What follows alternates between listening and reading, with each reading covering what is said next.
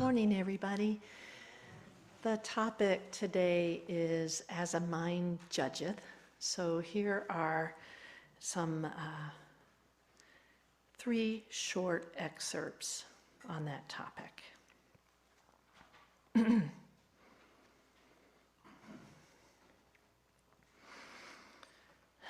This is from the Taoist traditions. Some of you will recognize this.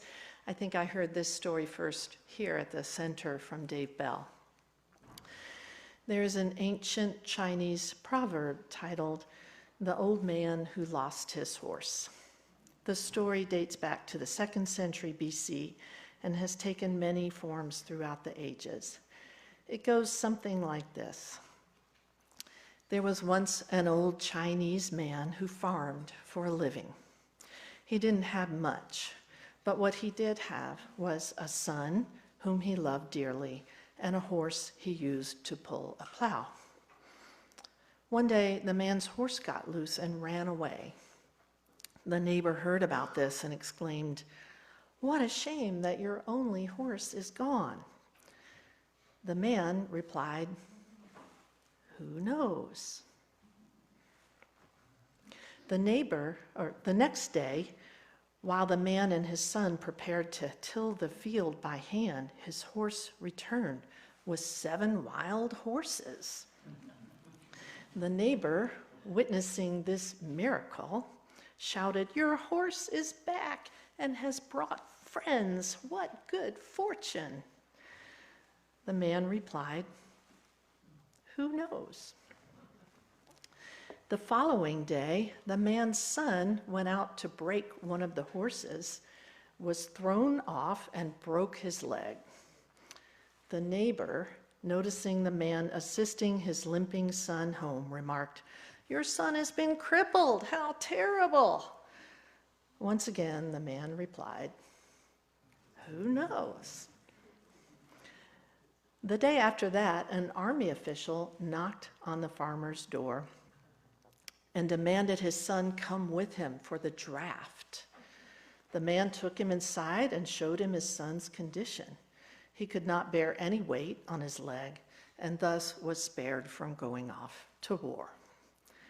That night, the neighbor came over to the man's house full of sorrow. His son had been taken away to fight.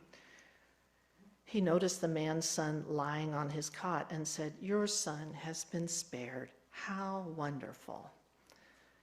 The man replied, "Who knows?" Here is a little excerpt from the Course in Miracles, manual for teachers about judgment. I spent a lot of time thinking about pronouns, trying different things. It seemed like all the variations just created more distraction from what's already kind of a dense text. So we're using the masculine pronouns. The aim of this curriculum, unlike the goal of the world's learning, is the recognition that judgment in the usual sense is impossible. This is not an opinion, but a fact. In order to judge anything rightly, one would have to be fully aware of an inconceivably wide range of things, past, present, and to come. One would have to recognize in advance all the effects of his judgments on everyone and everything involved in them in any way. And one would have to be certain there is no distortion in his perception, so that his judgment would be wholly fair to everyone on whom it rests now and in the future. Who is in a position to do this? Who, except in grandiose fantasies, would claim this for himself? Remember how many times you thought you knew all the facts you needed for judgment and how wrong you were. Is there anyone who has not had this experience? Would you know how many times you merely thought you were right without ever realizing that you were wrong? Why would you choose such an arbitrary basis for decision making? Wisdom is not judgment. It is the relinquishment of judgment. Make then but one more judgment. It is this: there is someone with you whose judgment is perfect.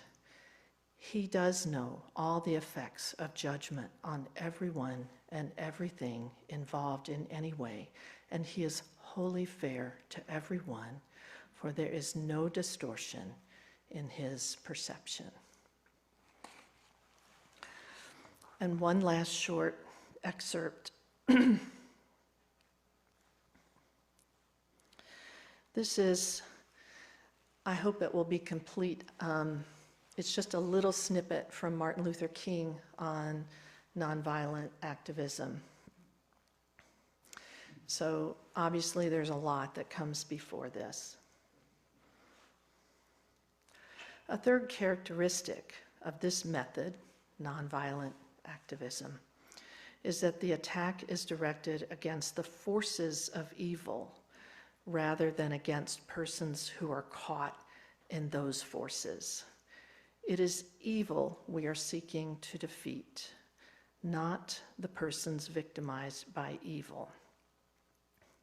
Nonviolent resistance avoids not only external physical violence, but also internal violence of spirit.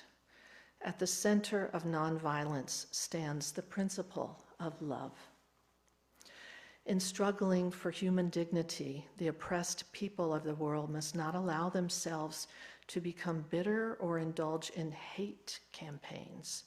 To retaliate with hate and bitterness would do nothing but intensify the hate in the world.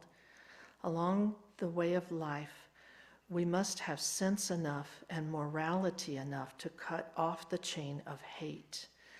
This can only be done by projecting the ethics of love to the center of our lives.